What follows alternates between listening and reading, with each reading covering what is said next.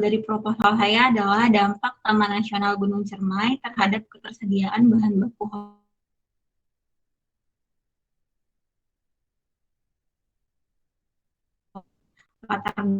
latar belakang.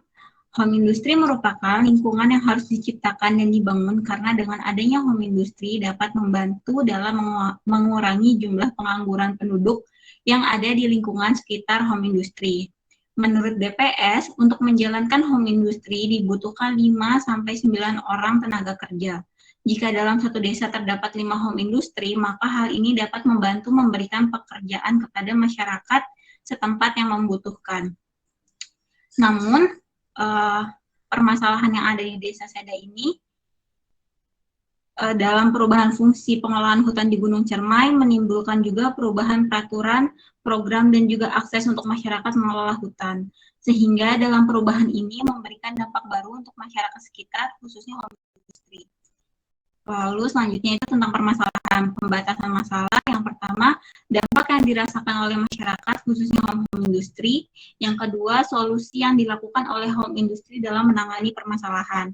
Rumusan masalah, yang pertama, bagaimana dampak Taman Nasional Gunung Cermai bagi keberlangsungan home industry. Yang kedua, bagaimana home industry mengatasi dampak kebijakan yang dikeluarkan oleh Taman Nasional Gunung Cermai. Selanjutnya itu tentang penelitian. Tujuan penelitian itu yang pertama, mengetahui dampak dari perubahan fungsi pengelolaan hutan terhadap ketersediaan bahan baku home industry di Desa Seda, Kecamatan Mandirancan, Kabupaten Kuningan. Yang kedua, mengetahui solusi yang dilakukan oleh home industry terhadap bahan baku yang sulit didapat. Lalu manfaat penelitiannya yang pertama, manfaat secara teoritis. Hasil dan memberikan sumbangan pemikiran kepada jurusan pengembangan masyarakat Islam maupun praktisi Kementerian Kehutanan dalam mengeluarkan kebijakan untuk fungsi dan pengelolaan hutan. Lalu manfaat kedua itu, secara praktis, penelitian ini diharapkan dapat memberikan masukan bagi pemerintah dan juga Badan Taman Nasional Gunung Cermai dalam memberikan suatu kebijakan untuk masyarakat serta memberikan sumbangan data bagi para peneliti selanjutnya sehingga tercapainya tujuan dalam fungsi pengelolaan hutan yang sesungguhnya. Lalu selanjutnya itu penelitian terdahulu. Penelitian terdahulu itu yang pertama saya ambil dari skripsi jurusan pengembangan masyarakat Islam angkatan 2014 yaitu Husnul Khotimah yang berjudul Evaluasi Program Lembaga Model Desa Konservasi dan Implikasi Terhadap Kesejahteraan Masyarakat di Desa Linggasana, Kecamatan Cilimus, Kabupaten Kuningan. Penelitian ini menggunakan metode kualitatif dan deskriptif. Penelitian ini juga berfokus pada evaluasi program yang sedang dilakukan oleh Taman Nasional Gunung Cermai. Lalu, penelitian terdahulu yang kedua itu saya ambil dari jurnal Pusat Penelitian Sosial Ekonomi dan Kebijakan Kehutanan Bogor yang ditulis oleh Silviani, yang berjudul Kajian Dampak Perubahan Fungsi Kawasan Hutan Terhadap Masyarakat Sekitar. Penelitian ini menggunakan metode kualitatif maupun kuantitatif. Dalam penelitian ini menjelaskan tentang dampak perubahan fungsi pengelolaan hutan terhadap kesejahteraan masyarakat setempat dalam bentuk global. Lalu, selanjutnya itu kerangka teori. Kerangka teori ini bertujuan untuk memecahkan masalah dalam penelitian. Permasalahan dalam penelitian ini adalah tentang hilangnya bahan baku home industry karena peraturan baru tentang pengelolaan hutan yang dirancang oleh Taman Nasional Gunung Cermai. Teori yang digunakan adalah kesejahteraan sosial, karena arti dari kesejahteraan sosial menurut KBBI adalah hal atau keadaan sejahtera, keamanan, keselamatan, kemakmuran, dan sebagainya. Dan dalam Undang-Undang RI nomor 13 tahun 1998 juga mengatakan bahwa kesejahteraan sosial adalah suatu tata kehidupan dan penghidupan sosial baik material maupun spiritual yang diliputi oleh rasa keselamatan, kesusilaan, ketentraman lahir dan batin yang memungkinkan bagi setiap warga negara untuk mengadakan pemenuhan kebutuhan jasmani, rohani, dan sosial yang sebaik-baiknya bagi diri, keluarga, serta masyarakat dengan menjunjung tinggi hak dan kewajiban asasi manusia sesuai dengan Pancasila. dapat disimpulkan pada teori ini bahwa kesejahteraan sosial adalah hal yang penting yang harus didapatkan oleh masyarakat. Namun masyarakat desa Seda, khususnya home industry, kehilangan sejahtera kemakmuran mereka dalam pengelolaan hutan. Dan yang terakhir tentang metodologi penelitian. Jenis penelitian yang digunakan adalah kualitatif karena penelitian ini merupakan ilmu sosial di mana permasalahan bersifat sementara, tentatif, dan akan berkembang atau berganti setelah peneliti berada di lapangan. Lalu sumber data ini dilakukan secara purposif karena dalam pengambilan data diharapkan dari masyarakat yang paling paham atas kondisi permasalahan tersebut, seperti perangkat desa, warga yang memiliki home industry, warga yang sebagai karyawan di home industry, dan lain sebagainya. Lalu teknik pengumpulan data dengan cara observasi desa, wawancara masyarakat yang tadi sudah disebutkan, dan dokumentasi setiap kegiatan untuk memberikan bukti konkret dalam penulisan penelitian ini. Dan yang terakhir itu teknik analisis data. Teknik analisis data ini saya menggunakan model Niels dan Huberman, di mana dalam model ini menjelaskan tentang reduksi data, penyajian data, dan penarikan kesimpulan. Cukup sekian presentasi dari saya, kurangnya mohon maaf. Saya kembalikan ke Andre.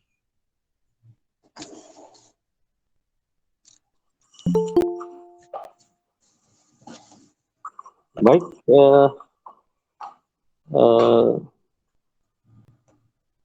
itu home industry-nya apa itu? Kenapa, Pak? Home industry-nya apa ya? Industrinya tentang makanan ringan, tentang industrinya produksi makanan ringan. Apa itu? Kayak keripik pisang, keripik ubi. Terus dia bahan bakunya ada di mana itu? Tadinya ada di hutan, Pak, karena kan dulu Perhutani itu ada program PHBM. Jadi pengelolaan hutan bersama masyarakat, dan masyarakat itu boleh menanam tanaman di sana. Jadi sistemnya itu tumpang sari. Jadi mereka harus merawat pohon pinus di sana, tapi mereka juga dibolehin untuk menanam tanaman di sana. Nah, mereka Terus, tuh nanam tujuan riset Anda apa? Tujuan riset Anda? Kenapa? Tujuan riset Anda apa? Karena buat saya sih sangat complicated. Anda mempersulit diri sendiri ini. Tujuan saya itu ya ini, Pak, home industry-nya itu gimana bertahan di sananya, padahal sudah itu, jadi gini, Anda ini kan kritik politik ya, kritik kebijakan gitu loh.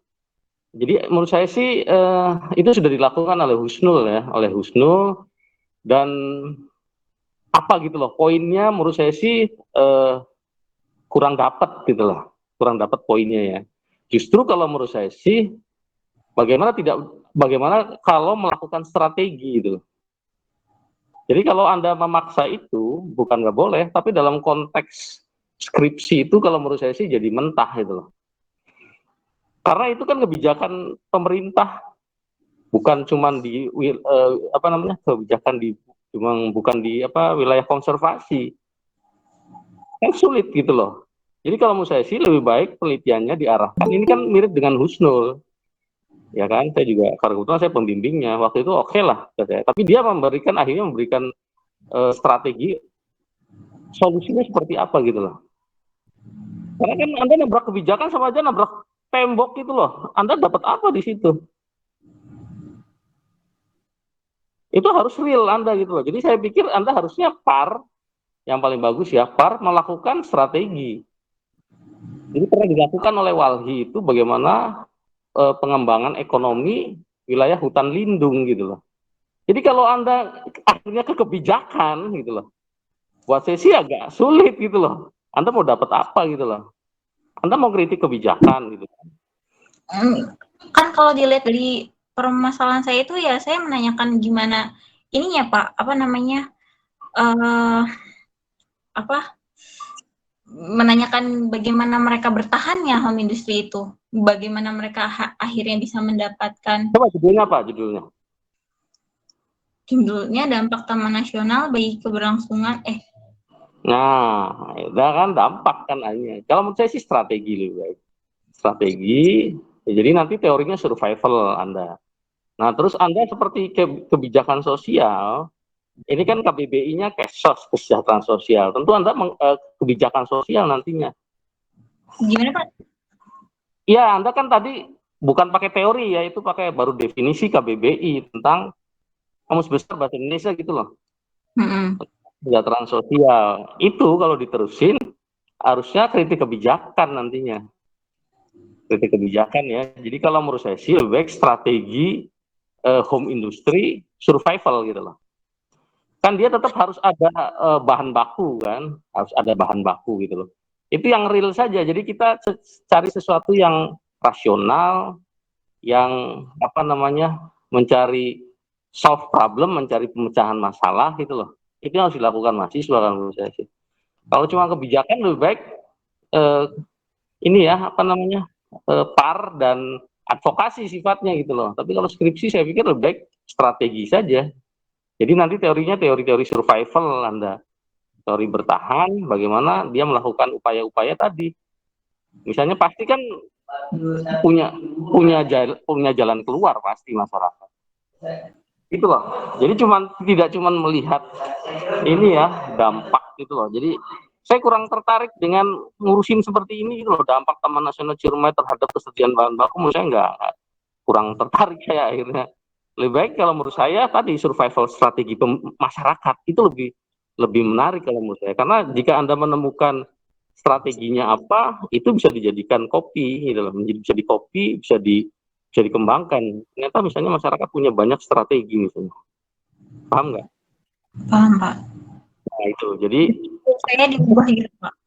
ya ubah. Jadi daripada yang kayak gini, Anda kan membawakannya itu ini gitu ya, apa sih namanya, head to head dengan kebijakan pemerintah itu, dan itu nggak menarik buat saya sih. Ngurusi gitu loh, pemerintah kayak gitu ya biarin aja. Sekarang sih strategi aja. Karena ada lahannya lain gitu loh. Kan nggak mungkin diselesaikan dengan skripsi gitu loh. Par aja berat, apalagi hal-hal yang sifatnya kebijakan gitu loh. Jadi kalau menurut saya lebih baik strategi masyarakat. Betul, sebagiannya Anda udah menyebutkan bagaimana si home industry ini bertahan, mencari jalan keluar, bahkan jangan-jangan jalan keluarnya sangat apa sih namanya inovatif gitu loh. Inovatif, sangat kreatif, dan menurut saya itulah temuan riset Anda kalau menurut saya. Dibandingkan tadi ada banyak ngomong tentang sekilas aja lah, apa sih namanya, Taman Nasional sih sekilas aja lah, udah jangan ngurusin lah kayak gitu. Maksud saya biarin aja gitu loh, pusing-pusing teing lah. Ya enggak, yang penting bagaimana masyarakat survival itu menurut saya poin utamanya. Bagaimana masyarakat mencari jalan keluar ya, way out-nya seperti apa, solve problem-nya seperti apa, itu menurut saya itu yang harus Anda cari. Paham nggak? Paham Pak. Nah, jadi saya pikir itu saja. Anda siapa pembimbingnya? Pak Badar. Badar, ya itu aja. Jadi menurut saya pastikan itu. Jadi maksud saya nanti Anda pakainya survival strategy. Cari teori-teori tentang apa strategi bertahan gitu loh. Dengan cara-cara yang inovatif. Akhirnya masyarakat inovatif gitu loh, inovatif. Dan cukup, Anda nggak usah lama-lama kalau gitu. Anda gali saja, eksplorasi masyarakat, para home industry itu dengan cara apa dia melakukan strategi tadi survivalnya. Itu pernah kami lakukan waktu di Bandung, waktu krisis ekonomi 2098. Para buruh apa namanya tekstil itu seperti apa melakukan survival strategi gitu loh terhadap kondisi ekonomi yang melorot semuanya gitu kan, pada tutup gitu kan, pada di PHK. Nah, mirip seperti itu gitu loh. Jadi si buruh-buruh perempuan terutama yang paling banyak kan tekstil itu perempuan. Bagaimana melakukan strategi bertahan hidup. Saya itu akhirnya muncul ternyata kreatif gitu loh, banyak banget. Ada yang jadi apa namanya membuka usaha dan sebagainya. Menurut saya itu, dan tidak sedikit yang sangat kreatif. Menurut saya itu yang harus Anda cari kalau menurut saya. Daripada tadi kan ceritanya besar banget ya. Jadi kalau saya sedikit saja menyinggung masalah taman nasionalnya, karena menurut saya sih kalau berurusan dengan kebijakan pemerintah itu bukan pada tempatnya di ini ya, kurang waktunya, kurang itu loh. Membahas itu menurut saya kurang cukup. Kecuali nanti ini menjadi program lembaga par, itu bisa itu. Tapi kalau untuk skripsi ya misalnya dalam waktu yang singkat itu kurang menarik dibawa ke sana gitu loh. Jadi lebih baik bagaimana dengan keterbatasan sumber daya, ya kan, resources-nya kan jadi terbatas ya, karena terjadi perubahan kebijakan gitu loh. Menurut saya itu sebagai trigger boleh lah, tapi jangan banyak disentuh, jangan banyak dibahas, langsung pada masyarakat sorotannya gitu loh. Bagaimana mereka melakukan tadi langkah-langkah strategis, langkah-langkah survival. Nah, jadi nanti teorinya menyesuaikan ya, teorinya ya kalau misalnya sih kurang lebih seperti itu. Jadi survival strategy, terus ya apa namanya, kalau pendekatannya kualitatif, pendekatannya saya sepakat kasus saja. Kasus sangat kasus di situ, kasus Seda gitu kan, bagaimana masyarakat Seda melakukan, bahkan kalau menurut saya sih kalau memang Seda punya entitas budaya tersendiri, Anda bisa ke etnografis itu, tergantung kesiapan Anda aja. Kalau Anda umum saja, istilahnya masyarakat gitu kan, cuman masyarakat ya berarti studi kasus. Tapi kalau Anda ingin mendalami ternyata masyarakat Seda punya apa ya, punya value gitu kan, punya local wisdom yang cukup unik, Anda boleh mendekatinya dengan etnografis, itu cukup menarik itu. Belum apa ya, belum ada penelitian yang kuat di PMI tentang, padahal kita punya budaya apa namanya, antropologi, ada antropologi sosial gitu loh. Nah itu harusnya bisa dibahas itu. Tapi kalau Anda nggak kuat, karena harus menganalisis Anda secara di situ, Seda itu apa, punya kekhasan apa, punya local wisdom apa gitu. Kalau enggak ya studi kasus saja. Bisa dipahami? Bisa Pak. Berarti judul berubah ya Pak. Tapi isinya gimana Pak? Tetap ngikutin nanti ada perubahan juga? Perubahan, jelas perubahan. Jadi apa ya, poin utamanya sih tidak berubah, yaitu masyarakat yang ada perubahan dari home industry karena resources-nya berkurang gitu kan, atau terhambat. Tetapi Anda menelitinya strateginya gitu loh. Strategi masyarakat itu menyelesaikan masalahnya, itu yang harus diteliti oleh Anda gitu loh. Ya kan dulunya nyaman lah, nggak ada masalah kan, bertanam di situ, punya resources di situ, ya kan, bahan baku di situ. Nah, sekarang tiba-tiba ada kebijakan baru, ditutup gitu kan. Nah itu bagaimana dia tetap survive gitu loh. Ya jadi secara umum sih nggak berubah sebetulnya, tetapi konsep-konsepnya berubah. Tadi kan Anda melihatnya kayak sos dan sebagainya, kalau menurut saya enggak lah. Lebih baik situ aja, ke tadi survival strategi, ya tetap ekonomi nantinya. Banyak hal nanti bisa sosialnya, bisa ekonominya gitu. Siapa? Ya jadi jangan, kalau teori itu jangan KBBI ya, kalau KBBI itu definisi. Tapi tadi misalnya survival strategi, misalnya Anda cari dulu deh, Anda nggak teori-teori strategi seperti itu. Ya Pak, terima kasih. Ya, oke lanjut.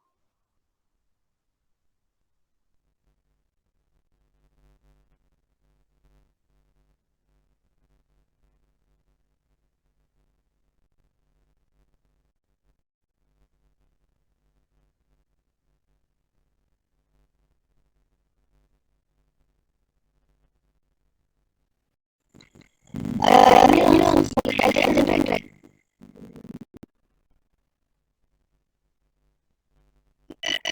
Apa kesalahannya?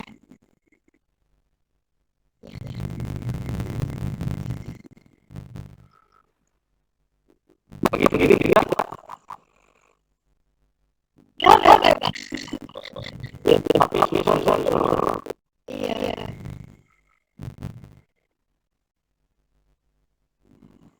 Dalam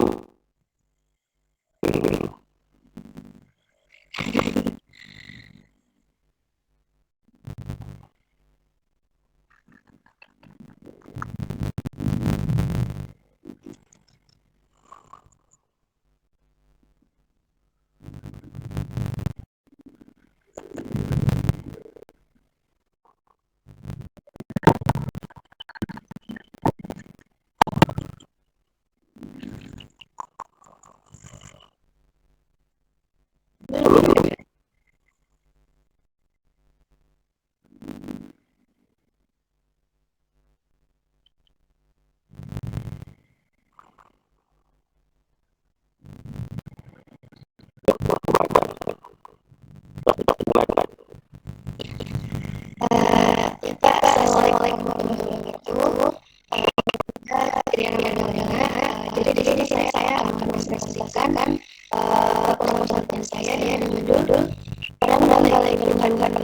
pertanian melalui pelaksanaan program peningkatan hasil produksi tadi di Desa Sudirman Kidul, Kecamatan Balongan, Kabupaten Banyuwangi.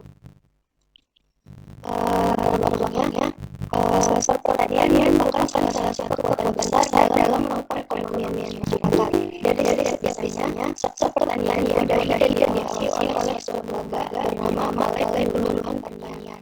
Balai Penyuluhan Pertanian sendiri merupakan salah satu alat komunikasi yang menjembatani antara pemerintah dan petani dalam beberapa program serta bantuan yang akan diberikan. Balai Penyuluhan Pertanian juga memiliki wewenang untuk mengawasi atau memantau dan membimbing para petani dalam meningkatkan kemampuan dan pengetahuan di sektor pertanian. Nah, di mana hal tersebut dilakukan dengan adanya perubahan kegiatan bersama, diskusi dan sharing. Serta hati-hati dalam mengelola manajemen dan delivery. Nah, Balongan sendiri memiliki sebuah desa dan satu di antaranya adalah Desa Sudirman yang terbagi menjadi dua bagian, yaitu Sudirman Lor dan juga Sudirman Kidul. Nah, Desa Sudirman Kidul sendiri memiliki lahan pertanian yang lebih sedikit atau lebih sedikit dibandingkan Desa Sudirman Lor. Namun Desa Sudirman Kidul dikenal lebih kuat dan kooperatif di dalam melaksanakan dan menjalankan program kegiatan pertanian, sehingga memiliki tarik-tarik melakukan suatu penelitian tentang peran Balai Penyuluhan Pertanian melalui pelaksanaan program peningkatan hasil produksi tadi di Desa Sudirman Kidul, Kecamatan Balongan, Kabupaten Banyuwangi. Nah, di sini ada masalah. Jadi pembahasan masalah yang pertama itu peneliti hanya memfokuskan tentang pelaksanaan program peningkatan hasil produksi tadi di Desa Sudirman Kidul. Lalu yang kedua, peneliti memfokuskan tentang peran Balai Penyuluhan Pertanian dalam melaksanakan program peningkatan hasil produksi tadi di Desa Sudirman Kidul. Yang ketiga, peneliti fokus meneliti tentang dampak pelaksanaan program peningkatan hasil produksi tadi terhadap kemampuan petani. Kemampuan di sini peneliti hanya mencakup kemampuan fisik yang dimiliki oleh petani. Nah, selanjutnya pertanyaan penelitian. Nah, pertanyaan di sini ada tiga. Yang pertama, bagaimana pelaksanaan program peningkatan hasil produksi tadi di Desa Sudirman Kidul? Yang kedua, bagaimana peran Balai Penyuluhan Pertanian dalam pelaksanaan program peningkatan hasil produksi tadi di Desa Sudirman Kidul? Yang ketiga, bagaimana dampak pelaksanaan program peningkatan hasil produksi tadi terhadap kemampuan petani? Nah, selanjutnya yaitu tujuan penelitian. Tujuan penelitian di sini ada tiga, yaitu untuk mengetahui pelaksanaan program peningkatan hasil produksi tadi di Desa Sudirman Kidul. Untuk yang kedua, untuk mengetahui peran Balai Penyuluhan Pertanian dalam pelaksanaan program peningkatan hasil produksi tadi di Desa Sudirman Kidul. Yang ketiga, untuk mengetahui dampak pelaksanaan program peningkatan hasil produksi tadi dan terhadap kemampuan petani. Selanjutnya ada kegunaan penelitian. Kegunaan yang pertama yaitu kegunaan teoritis. Nah, kegunaan teoritis di sini merupakan maksudnya hasil penelitian ini diharapkan dan dapat bermanfaat dalam menambah informasi dan kajian pendidikan pengembangan masyarakat Islam menjadi tujuan mengenai pembahasan peran Balai Penyuluhan Pertanian melalui pelaksanaan program peningkatan hasil produksi tadi. Yang kedua yaitu penggunaan analisis. Penggunaan analisis ini semua sekarang penelitian ini bisa dimasukkan dalam mengambil keputusan serta peran Balai Penyuluhan Pertanian dalam pelaksanaan program peningkatan hasil produksi tadi di Desa Sudirman Kidul. Penelitian ini juga dimasukkan kepada untuk para pengambil kebijakan dan pembuatan program bidang Balai Penyuluhan Pertanian Kecamatan Balongan. Pengembangan dalam penelitian ini adalah Balai Penyuluhan Pertanian, kelompok pertanian dalam Kecamatan Balongan dan juga pertanian lahan serta jajaran pengembangan masyarakat Islam di Cirebon. Lalu selanjutnya tentang manfaat penelitian.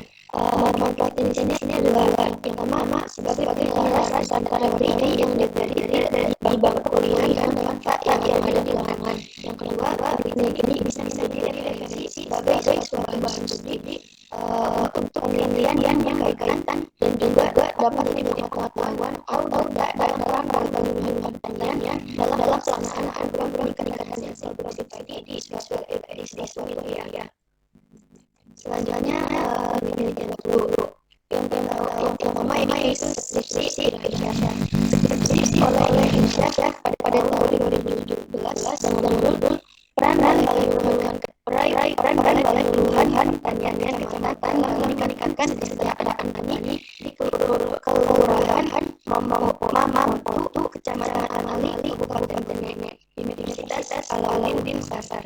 Hasil penelitian studi tersebut mengkaji tentang meningkatkan kesejahteraan dan peran sebagai motivator, pendidik, fasilitator dan juga agen perubahan dalam meningkatkan kesejahteraan ini. Metodologi penelitiannya merupakan penelitian kualitatif. Metode yang digunakan dalam penelitian ini adalah pendekatan sosiologi. Penelitian ini memiliki kesamaan yaitu sama-sama membahas tentang peran balai pertanian hari-hari ini sama-sama menggunakan metode penelitian kualitatif. Penelitian ini memiliki perbedaan tentang fokus yang akan diteliti. Penelitian tersebut memiliki fokus pada peningkatan kesejahteraan, sedangkan penulis memiliki fokus pada pelaksanaan program peningkatan produktivitas padi. Lalu yang kedua, skripsi dari Aris Dandan pada tahun 2019 dengan judul peranan penyuluh pertanian dalam peningkatan kompetensi petani padi di sawah, yaitu organisasi PAPA. Studi kasus digabungkan di desa baru sama-sama Teluk Kabupaten sedang berbagai universitas media Sumatera. Hasil penelitian yang dalam skripsi tersebut membahas tentang peran guru sebagai motivator dan pendorong untuk para petani dalam berinovasi. Nah, dalam penelitian tersebut juga dibahas tentang pengetahuan petani seputar bibit serta peningkatan kompetensi petani ini terhadap padi organisasi PAPA.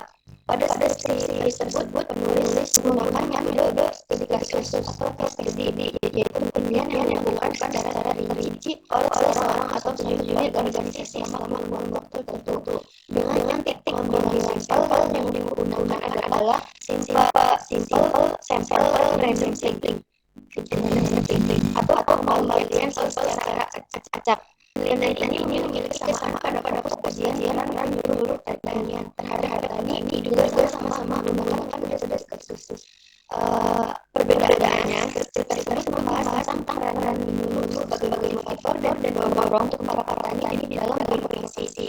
Dalam penelitian tersebut juga dibahas tentang pengetahuan petani seputar bibit peningkatan dan kompetensi petani terhadap padi di organisasi PALL yang terbukti sangat mempengaruhi sisi sebagai bahan ini. Yang ketiga yaitu studi dari Hendriawan. Penelitian skripsi oleh Hendriawan pada 2017 dengan judul peran penyuluh dalam pengembangan kegiatan petani di desa Subur, Kecamatan Hendriawan, Kabupaten Asahan, Universitas Sumatera dan penelitian tersebut menjelaskan tentang bagaimana peran penyuluh untuk meningkatkan kearifan petani di desa Subur. Nah, dalam penelitian tersebut dijelaskan bahwa peran penyuluh petani yang tinggi, tetapi ada beberapa faktor yang menyebabkan beberapa faktor hambatan yang menjadi masalah bagi penyuluh dan petani ini. Penanganan daerah petanian yang dilakukan secara perspesifik populasi dalam penelitian ini adalah anggota kelompok petani, yaitu Jaya di desa Subur, Kecamatan Hendriawan, Kabupaten Asahan yang dipilih secara positif menggunakan data dan SSBR. Penelitian ini memiliki kesamaan pada peran penyuluh pertanian hadap ini juga sama menggunakan data dan SSBR. Penelitian ini memiliki perbedaan dalam yaitu pada penelitian yang mengkaji berikut daerah yang peneliti kan. Selanjutnya kategori. Yang pertama peran balai pertanian, peran balai pertanian. Salah satu peran balai pertanian yang merupakan salah satu kelembagaan penyuluh pertanian. BPPT tersebut merupakan balai pertanian di mana menurut pemerintahan nomor 1 tahun 2008 ialah salah satu unit penyuluhan pertanian di tingkat kecamatan sehingga kali pula dicap sebagai salah balai hulu kecamatan atau BPKK. Menurut Undang-Undang Nomor 16 Tahun 2006, BPP berperan salah tempat peran para pendahulu pelaku masa pelaku usaha. Nah, yang kedua peningkatan hasil produksi tadi. Program tersebut dilakukan program peningkatan hasil produksi tersebut dilakukan sebagai salah satu bentuk upaya menjaga petani ini. Karena hasil produksi padi sendiri dapat diwujudkan dengan meningkatnya kemampuan si petani melalui beberapa kegiatan yang dalamnya bergerak langsung kami itu artinya disebut dulu bisa balai huluhan bersama balai huluhan pertanian. Nah, yang ketiga itu kemampuan fisik. Setiap petani memiliki kemampuan dalam mengelola sektor pertaniannya. Hal tersebut merupakan suatu hal yang dimiliki oleh seseorang dalam menjalankan suatu aktivitas ataupun pekerjaan. Kemampuan tersebut merupakan suatu bentuk petani untuk lebih menguasai aktivitas pertanian yang harus dikembangkan secara baik. Nah, yang keempat tentang pemberdayaan. Secara konsepual, pemberdayaan atau pembahasan atau empowerment berasal dari kata war, yaitu kuasaan ataupun pemberdayaan. Katanya instansi utama pemberdayaan Tuhan bersentuhan dengan konsep mengenai kekuasaan. Nah, yang lama ini. Menurut James Scott, tadi merupakan insan ekonomi yang rasional dalam kapasitas biaya. Namun petani juga merupakan salah satu masyarakat yang masuk dalam kelompok dipindahkan. Nah, teori yang digunakan teori definisi. Balai huluhan pertanian ini merupakan salah satu lembaga yang diambil dalam membangun sektor pertanian. Dalam cetak argumentasi dan informasi yang diberikan sangatlah berpengaruh di pikiran sangatlah berpengaruh di pikiran ini. Dengan menggunakan konsep inovasi dan pengembangan petani siswa dan kejadian tersebut akan terpengaruhi. Selanjutnya metode penelitian. Jenis penelitian ini jenis penelitian yang digunakan adalah penelitian kualitatif. Penelitian kualitatif sendiri ini merupakan dengan menggunakan metode penelitian ilmu sosial yang menggunakan dan juga menganalisis data berupa langsung ataupun tulisan dari tingkah laku atau kegiatan manusia. Nah, selanjutnya tentang metode pendekatan atau metode penelitian. Penulis menggunakan kasus sendiri merupakan pengujian secara sungguh memakai berbagai macam sumber biasa atau yang bisa jadi kualitatif atau kedua-duanya terhadap kasus tunggal yang didasari oleh sama waktu. Nah, pada awalnya kasus bukan dengan suatu sisi atau permasalahannya mungkin perorangan suatu organisasi sekumpulan orang-orang macam-macam kelompok kerja ataupun kelompok sosial komunitas peristiwa obsesi ataupun gerakan. Nah, selanjutnya sumber data ada dua yang pertama itu data ini merupakan data yang akan diperoleh ataupun dikumpulkan oleh peneliti secara langsung dari sumber informasinya. Metode yang bisa digunakan akan digunakan peneliti untuk menggunakan data dari negara lain yaitu observasi, wawancara, dialog fokus atau fokus group discussion, ide, serta penyebaran kuesioner. Nah, lalu data merupakan informasi yang diperoleh ataupun dikumpulkan peneliti dari berbagai sumber yang sudah ada.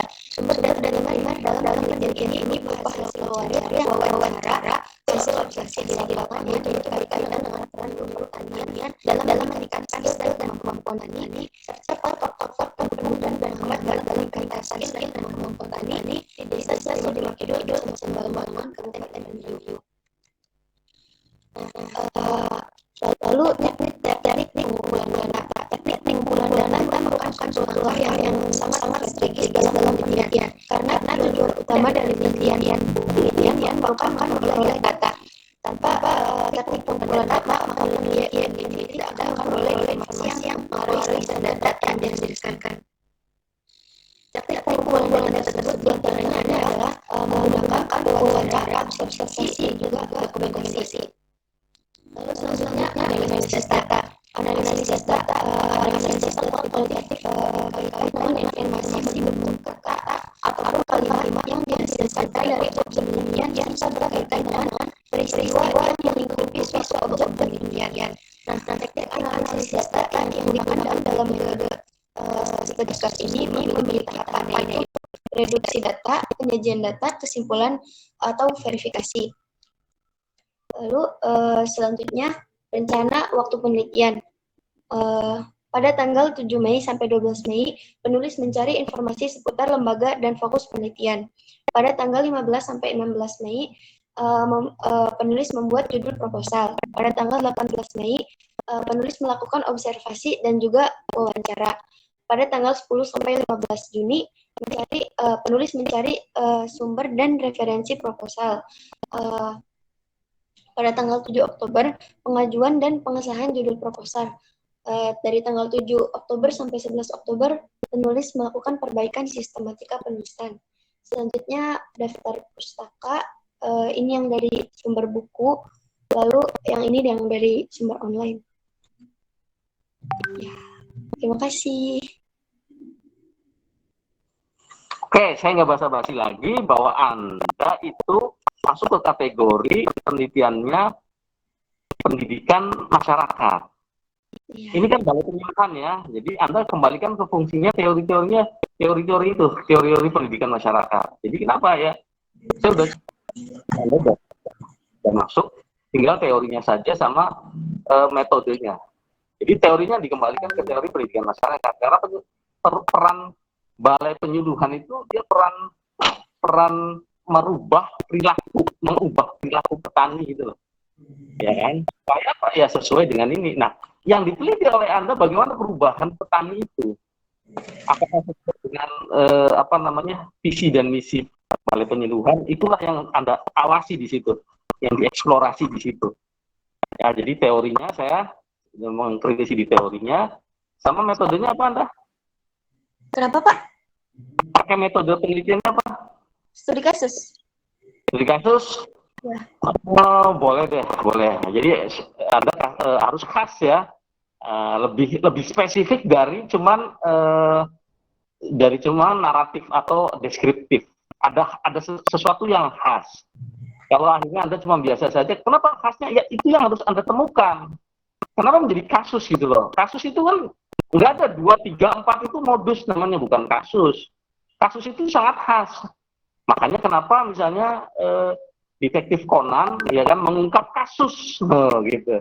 Nah sama ini juga berarti Anda harus mengungkap apa yang khas di balai ini dengan konteks yang Anda riset tadi. Jadi pertanyaannya oke semuanya, tinggal Anda mendalami saja, mengeksplorasi. Kalau bisa sih memang ciri khas kualitatif ya, ciri khas eksploratif. Anda kalau bisa sih ikut ketika ada program itu Anda ikut.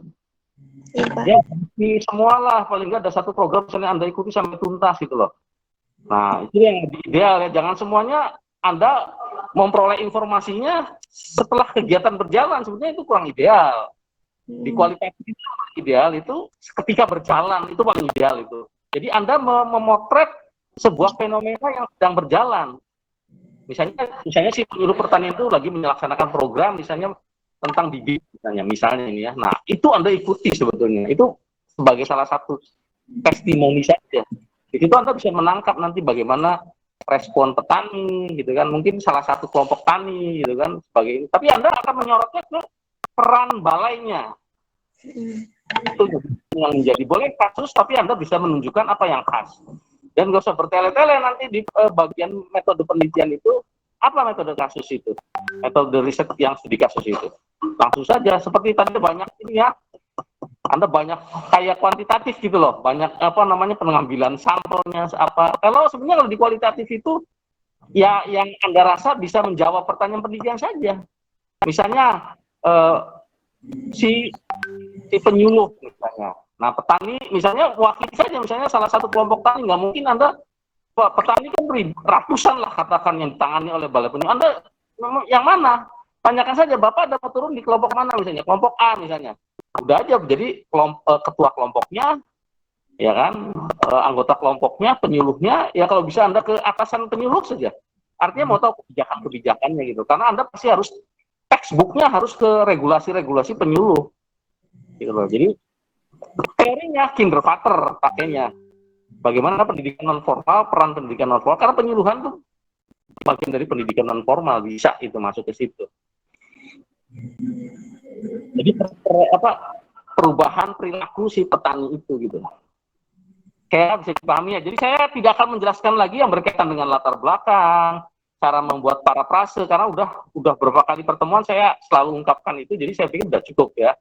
Jadi saya nggak mau ketemu lagi di semester 7, di semester berapa itu?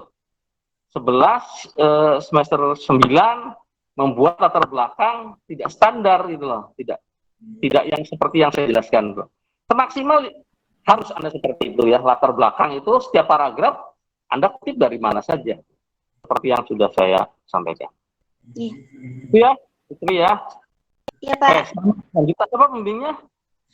Pak Babay, Pak. Apa ya, lanjutkan silakan. Iya, Pak. Terima kasih banyak, Pak. Pak.